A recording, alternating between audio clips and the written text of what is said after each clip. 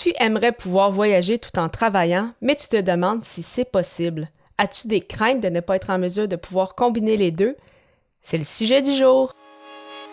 Les médias sociaux en affaires est votre rendez-vous hebdomadaire pour en connaître davantage sur les différents réseaux sociaux et les plateformes de création de contenu dans un contexte d'affaires. Chaque semaine, je, Amélie Delebel, répondrai à une question thématique qui vous permettra d'appliquer concrètement ces conseils pour votre entreprise. C'est parti! Salut et bienvenue sur les médias sociaux en affaires, épisode 144, alors qu'aujourd'hui je réponds à la question « Est-il possible de combiner voyage et travail? » Il s'agit du 12e jour du défi J'envoie, donc J'envoie qui est un défi que je fais avec d'autres podcasteurs francophones pour propulser notre podcast avec un épisode par jour tout au long du mois de janvier avec soit une thématique ou une contrainte créative pour chacun des épisodes. Et pour cet épisode-ci, la thématique est un voyage transformateur. Donc, pour répondre justement en premier temps sur ce voyage transformateur-là, et vous allez voir que ça va justement répondre un peu à la question de l'épisode. Je vous avais mentionné dans l'émission d'hier, donc l'épisode 143.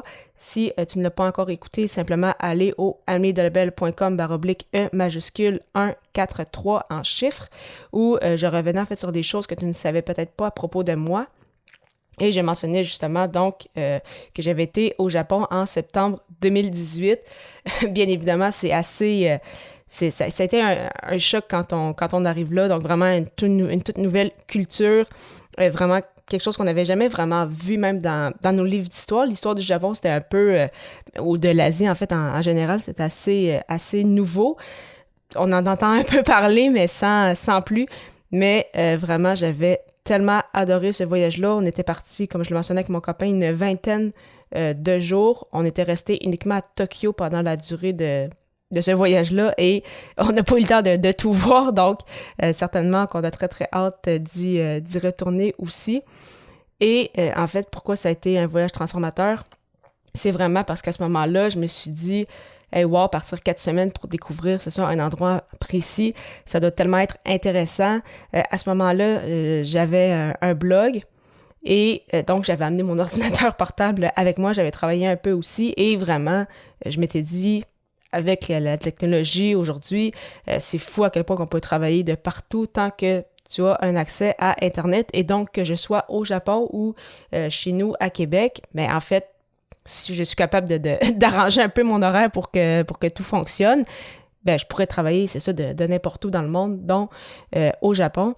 Et justement, le fait de pouvoir partir 4 semaines comme ça, je me souviens de m'être fait la réflexion en disant si je ne me lance pas à mon compte ou si je n'étais pas à mon compte avant, en tout cas au Québec, comme employé, avant de pouvoir partir 4 semaines, ça dépend peut-être des entreprises, mais clairement qu'il faut calculer une dizaine d'années avant de pouvoir faire ça. Et je m'en souviens de me dire, j'ai pas envie d'attendre d'être dans la trentaine avant de pouvoir refaire ça. Et bien évidemment, j'ai jamais compris non plus la nécessité de faire vraiment une coupure entre le voyage et le travail. Je m'étais toujours dit que c'était possible un peu de combiner les deux, mais que c'est ça, que ça prenait simplement de bien s'arranger, de bien planifier le tout au préalable. Bien évidemment, j'ai eu d'autres voyages qui m'ont marqué aussi par rapport à ça, dont bien sûr les 2 bootcamps qu'on a eu avec l'Académie du podcast au Mexique en 2021 et en République dominicaine en novembre dernier. Il y a bien évidemment eu aussi Paris en avril 2022 avec aussi un autre bootcamp avec l'Académie du podcast, ma famille qui était venue me rejoindre. Donc vraiment, j'ai toujours été en mesure de combiner, c'est ça, plaisir et un peu travail avec tout ça. Et j'ai également appris, petite anecdote, qu'en République dominicaine, j'ai dû travailler un peu avec mon téléphone cellulaire puisque mon ordinateur n'ouvrait plus à raison de l'humidité, donc 2-3 jours après mon arrivée. Donc ça aussi, c'est quand même on apprend justement de nos erreurs aussi. Mais vraiment, c'est ça. Donc, j'ai eu la chance déjà de voyager beaucoup et je souhaite que ça continue de cette façon-là. Et vraiment, même quand des fois je partais quelques jours un peu à l'extérieur de la maison, j'amène mon ordinateur. C'est possible de travailler un peu le matin, un peu le soir, selon bien évidemment les tâches que tu as à réaliser. Vraiment, c'est ça, tout est possible. Il faut bien évidemment avertir ses clients aussi, parce que justement, on va essayer d'adapter notre horaire en conséquence. Mais vraiment, je trouve que c'est ça qui fait partie des gros avantages de travailler à son compte, c'est justement cette liberté-là de lieu, cette liberté-là d'horaire.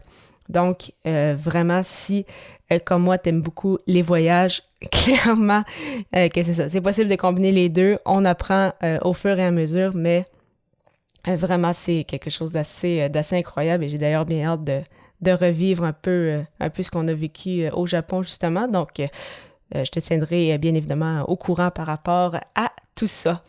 De ton côté, quel a été ton voyage transformateur? Simplement me le mentionner en m'écrivant un courriel au amélie-delebel31@hotmail.ca.